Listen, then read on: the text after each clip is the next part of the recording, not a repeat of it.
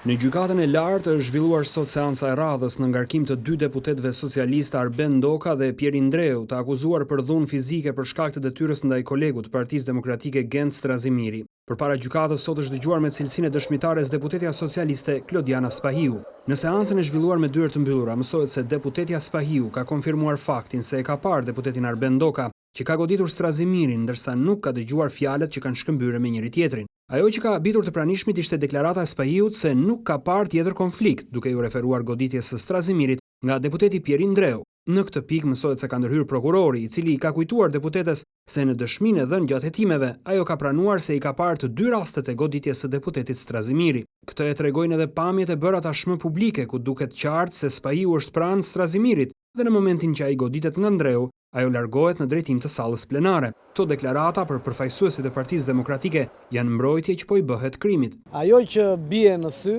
këtu gjatë procesit është përpjekja e avokatëve, po dhe kolegëve që duan të bëjnë avokatin, e dy deputetëve të cilët kryen krimin e goditjes për shkak të detyrës në sallën e parlamentit. Aty që kanë parë gjithë shqiptarët, goditjen, krimin e goditjes ndaj deputetit Strazimiri, vetëm deputetët e Partisë Socialiste dhe avokatët e tyre nuk e kanë parë.